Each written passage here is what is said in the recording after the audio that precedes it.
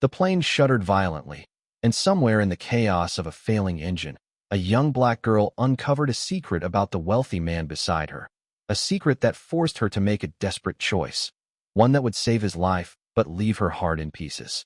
What she heard in his final whispered words would haunt her forever, a revelation so raw it could unravel everything she believed about kindness and sacrifice. After listening to the whole story, you will definitely share your opinion in the comments. So let's move towards the story. The cabin lights flickered, casting jagged shadows across the faces of passengers strapped into their seats, their eyes wide with the kind of fear that makes your chest feel like it's caving in. The air was thick with the metallic tang of panic, the kind that sticks to your skin and makes every breath feel borrowed. Outside, the sky was a bruised purple, clouds swirling like they were angry at the world below. The plane, a sleek transatlantic beast, groaned under the strain of turbulence, its engines coughing like a smoker on their last cigarette. In seat 14B, Amara Wilson, a 22-year-old nursing student with a face that carried both defiance and gentleness, clutched the armrests until her knuckles paled. Her braids were pulled into a tight bun, a few strands sticking to her forehead from the sweat of nerves. She wasn't supposed to be here, not in first class, not on this flight to London. A last-minute scholarship conference had landed her this seat, a stroke of luck she'd laughed about with her mom over the phone just hours ago. Now, that luck felt like a cruel joke. Next to her, in 14A, sat Richard Caldwell, a man whose name was printed on the side of skyscrapers and whispered in boardrooms. He was 58, with silver hair slicked back like he'd stepped out of a black-and-white movie, his tailored suit creasing slightly as he leaned forward, hands gripping a leather portfolio. His face was a mask of calm, but Amara could see the pulse jumping in his neck, the way his fingers twitched like they were itching to control something, anything. He'd barely acknowledged her when she sat down hours earlier, just a curt nod before burying himself in papers. She'd noticed the way his eyes flicked over her thrift store sweater and scuffed sneakers, a quick judgment that stung more than she'd admit. But now, as the plane lurched again, those differences didn't matter. Fear was the great equalizer, stripping away titles and bank accounts, leaving only raw, trembling humanity. The captain's voice crackled over the intercom, clipped and strained, announcing an emergency landing in Iceland due to engine failure. Gasps rippled through the cabin, a few people whimpering, others clutching loved ones. Amara's heart pounded, her mind racing to the CPR training she'd aced just months ago, the countless nights spent memorizing medical textbooks under a flickering desk lamp. She wasn't a nurse yet, but she knew enough to recognize the signs of a body under stress. And Richard, despite his polished exterior, was unraveling. His breathing was shallow, his face paling to the color of ash. She turned to him, her voice steady despite the chaos. "Sir, are you okay?" He didn't answer, just stared ahead, his eyes glassy, like he was seeing something far beyond the shaking cabin. The plane dipped sharply, and a woman across the aisle let out a scream that sliced through the air like a blade. Amara's stomach flipped, but she forced herself to focus on Richard. His hand was pressed to his chest now, fingers splayed like he was trying to hold something in. She'd seen that gesture before, in a hospital ward during her clinicals, a patient on the edge of a heart attack. Her training kicked in, a reflex born of sleepless nights and a stubborn need to prove herself. She unbuckled her seatbelt, ignoring the flight attendant's shout to stay seated, and knelt in front of Richard. The plane rocked, but she braced herself against his seat, her hands steady as she checked his pulse. It was erratic, too fast, like a drumbeat out of rhythm. "Sir, listen to me," she said, her voice firm but kind, the way she'd practiced with patients who were scared. "You're going to be okay, but I need you to breathe with me. Slow. In and out." Richard's eyes finally met hers, and for the first time, she saw something raw in them. Fear, yes, but also something deeper, like shame or regret. He tried to speak, but his words were lost in a wheeze. Amara didn't hesitate. She grabbed the oxygen mask dangling above his seat, securing it over his face with the precision of someone who'd done it 100 times in practice. Her hands moved fast, checking his airway, loosening his tie, her mind a whirlwind of protocols and instincts. The other passengers were a blur, their voices a distant hum as she focused on the man in front of her. She didn't know his name, didn't know he was the Richard Caldwell, CEO of a tech empire, a man whose decisions shaped markets and lives. To her, he was just a person, fragile and fading, and she was the only one who could help. The plane steadied for a moment, but the tension in the cabin was a living thing, coiling tighter with every second. Amara's hands were steady, but her heart was a storm. She'd grown up in a neighborhood where trust was earned, where kindness was often a risk. Her mother had taught her to keep her head down, to work twice as hard for half the credit. Yet here she was, pouring every ounce of her skill into saving a stranger who'd barely looked at her. She pressed 2 fingers to his wrist again, feeling the pulse slow slightly under the oxygen. Good. She was doing something right. But then Richard grabbed her hand, his grip surprisingly strong, his eyes locking onto hers with an intensity that made her breath catch. He pulled the mask down just enough to speak, his voice a ragged whisper. "You don't know what I've done," he said, each word heavy, like it was carved from stone. "You shouldn't be helping me." Amara froze, her hand still on his wrist, the words sinking into her like cold water. What did he mean? The plane shuddered again, and the moment broke, but his words lingered, sharp and unsettling.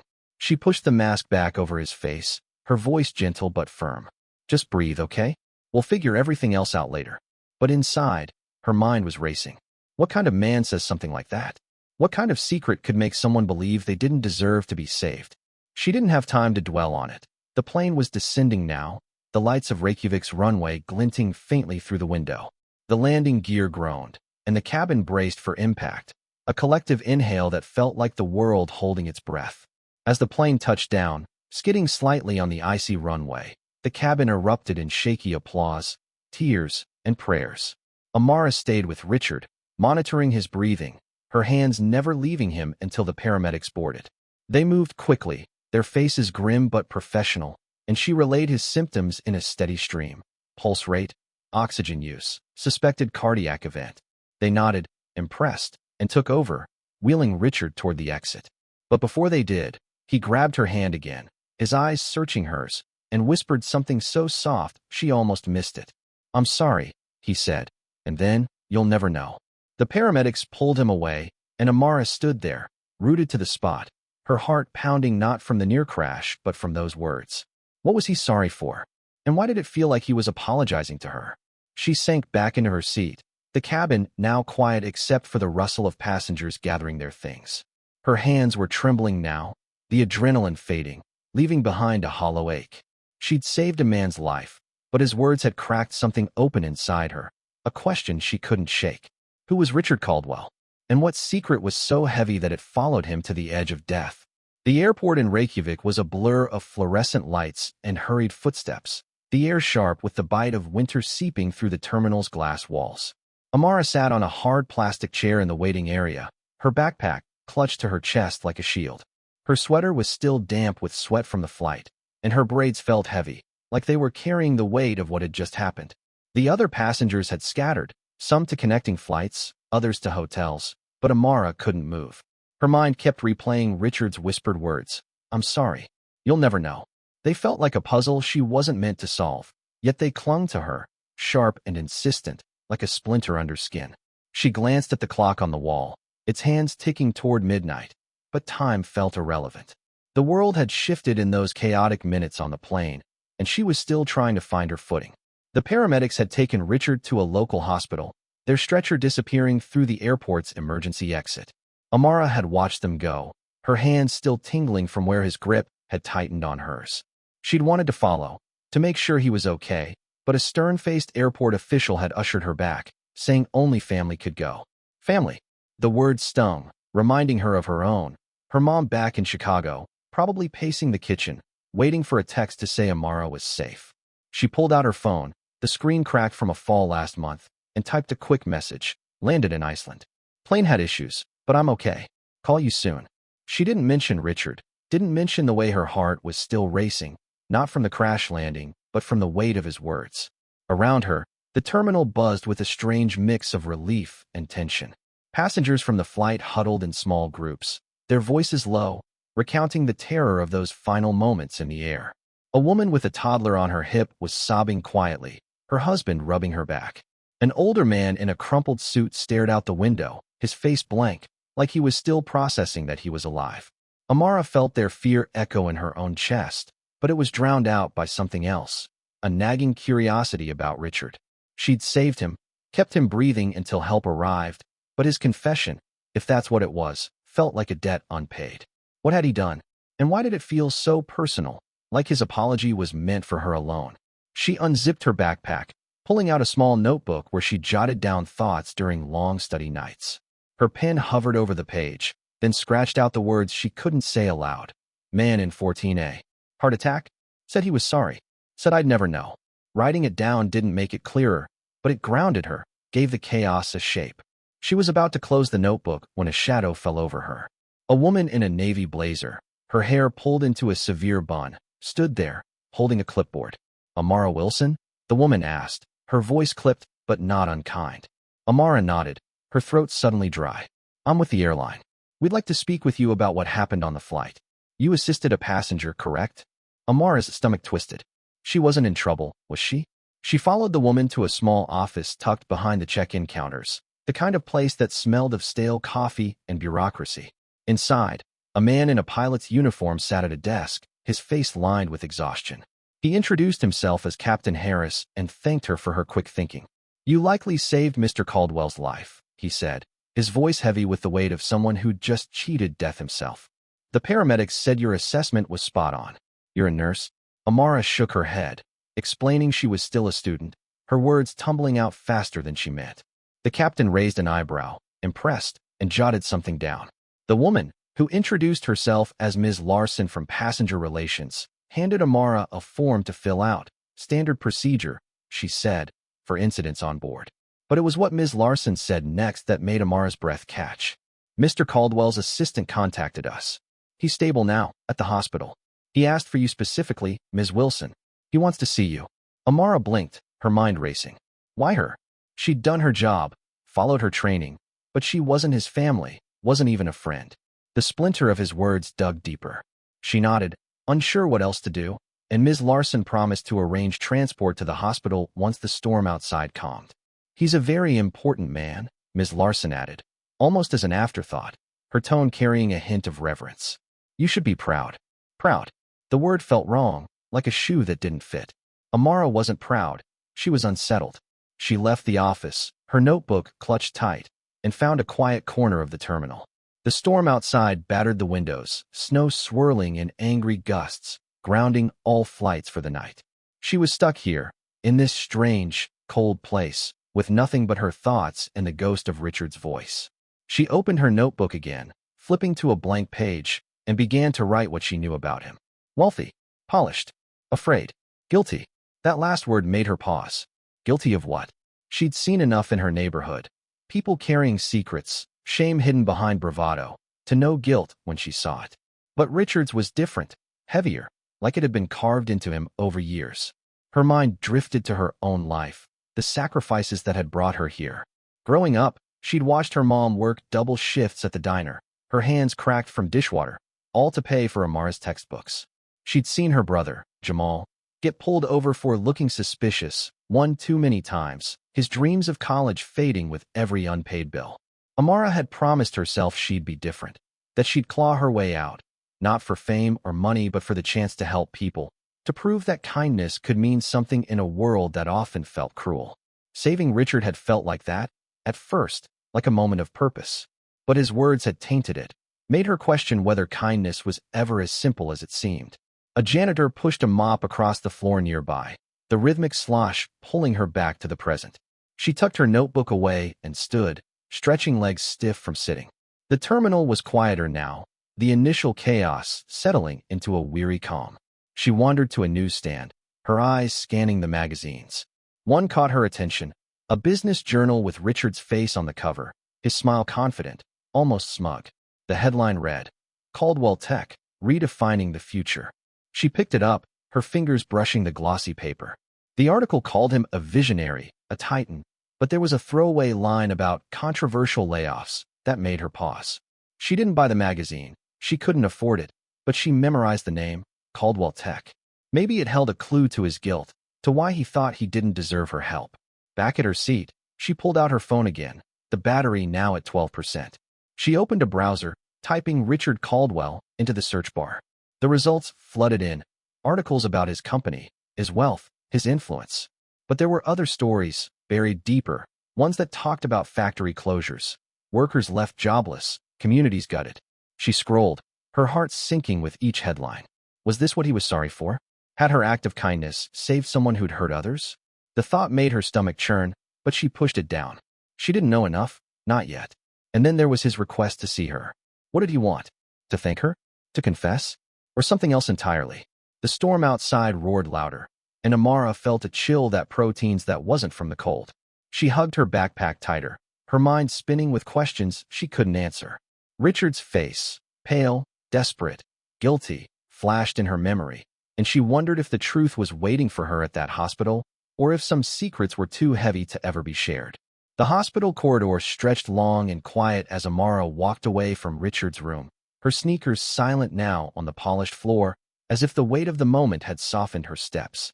The air felt thinner, like the world had exhaled after holding its breath too long.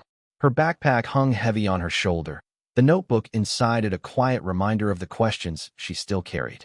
Outside, the Reykjavik morning was crisp, the snow reflecting a sun that seemed too bright for the ache in her chest. She'd come to the hospital seeking answers, but what she'd found was a man unraveling, his guilt laid bare like an open wound. Richard's words, "Don't let the world make you hard," echoed in her mind, a plea that felt both personal and impossibly vast. She didn't know what to do with it, not yet, but it clung to her like the cold on her skin. She found a bench outside the hospital, the metal icy through her jeans, and sat, pulling her sweater tighter. Her phone buzzed in her pocket, a text from her mom. "Call me when you can. So proud of you." Amara's throat tightened. She hadn't told her mom about Richard, about the plane, about the way his confession had cracked something open inside her. How could she explain it? That she'd saved a man's life only to learn he carried a burden she might never understand? She stared at the snow-covered ground, her breath forming small clouds, and let her mind drift back to the flight, to the moment her hands had steadied his breathing, to the raw fear in his eyes. She'd acted on instinct, on the belief that every life was worth saving. But now, knowing the shadow of his past, she wondered if kindness could ever be that simple. A taxi pulled up, the driver leaning out to confirm her name. The airline had arranged her ride back to the airport, where a new flight to London awaited. She climbed in, the warmth of the car a stark contrast to the chill outside, and watched the hospital shrink in the rearview mirror. Her thoughts kept circling back to Richard's words, to the articles she'd read about his company. Caldwell Tech had built its empire on innovation, but the cost was written in the lives of those left behind. Workers laid off, towns gutted, dreams deferred. Was that what he was sorry for? Or was there something more, something he couldn't bring himself to say? She opened her notebook, flipping to the page where she'd scribbled her thoughts in the terminal. Beneath guilty, she added a new word, redemption. It felt like a question, not an answer. At the airport, the terminal was busier now, travelers moving with purpose, their faces free of the fear that had gripped them the night before. Amara checked in, her boarding pass crinkling in her hand. She was headed to the scholarship conference, a chance to present her research on community healthcare, a dream she'd fought for through years of late nights and self-doubt. But as she waited at the gate, her mind wasn't on her presentation. It was on Richard, on the way his hand had gripped hers, on the weight of his apology. She pulled out her phone, the battery now at 8%, and searched his name again. This time, she dug deeper, past the glossy headlines to the forums, the blog posts, the voices of people who'd worked for him. Their stories were raw, families struggling after layoffs, communities hollowed out by factory closures, a sense of betrayal that lingered like a bruise. One post stood out, buried in a thread about corporate accountability. It was from a woman named Ellen, a former employee who'd worked at a Caldwell Tech plant in Ohio. She wrote about a safety violation cover-up, a decision Richard had made to prioritize profits over workers' lives. The details were vague. Ellen admitted she had no proof, but the pain in her words was real. Amara's stomach twisted. Was this what he meant by choices that hurt people? She closed her phone, the screen going dark, and leaned back in the airport chair. The pieces were starting to fit, but they didn't form a clear picture. Not yet.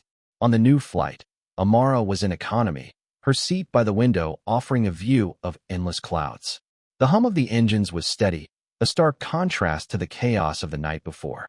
She tried to focus on her conference notes, but her thoughts kept drifting.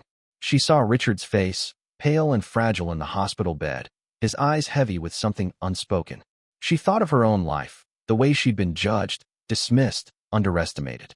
She'd saved him because it was right, because she believed in doing good, no matter who it was for. But his guilt, his plea, made her question whether goodness could ever be enough in a world where people like him held so much power and others, like her, fought for scraps. When she landed in London, the city was a gray blur of rain and bustling streets.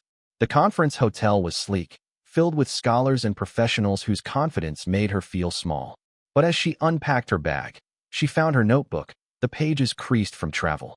She flipped it open, reading her notes again, and something shifted inside her. Richard's words, his guilt, weren't just his. They were a mirror. She'd spent her life fighting to prove herself, to be seen, to make a difference. Maybe he was trying to do the same, in his own broken way. Maybe his apology wasn't just for her, but for everyone he'd failed. The next morning, as she stood at the conference podium, presenting her research to a room of strangers, she felt a quiet strength. Her voice was steady, her words clear, carrying the weight of her mother's sacrifices, her brother's struggles, her own relentless drive. She didn't mention Richard, didn't tell the story of the flight, but it was there, woven into every sentence. She spoke about healthcare access, about communities like hers that had been overlooked, about the power of small acts to change lives. And when she finished, the applause was warm, but it was the nod from an older professor, a black woman with kind eyes, that made her heart swell. Later, in her hotel room, Amara sat by the window, watching the rain streak down the glass. She thought of Richard, wondered if he was still in that hospital bed, if he'd ever find the redemption he seemed to crave. His final words, "Don't let the world make you hard," felt like a warning, a gift, a burden. She didn't know what he'd done, not fully, but she knew it had changed her. She'd saved his life, but in doing so, she'd seen the cost of power, the fragility of goodness, the way a single moment could ripple outward, touching lives in ways she'd never imagined. She opened her notebook one last time, her pen hovering over a blank page. She didn't write about Richard, or the flight, or the hospital. Instead, she wrote a single sentence: "I will keep going, no matter how heavy it gets." She closed the book, her heart steady now, and looked out at the city, its lights blurring through the rain. The story wasn't over. Not for her, not for Richard, not for the world they both lived in. But for now, she'd carry it forward, one step at a time, her kindness intact, her eyes wide open.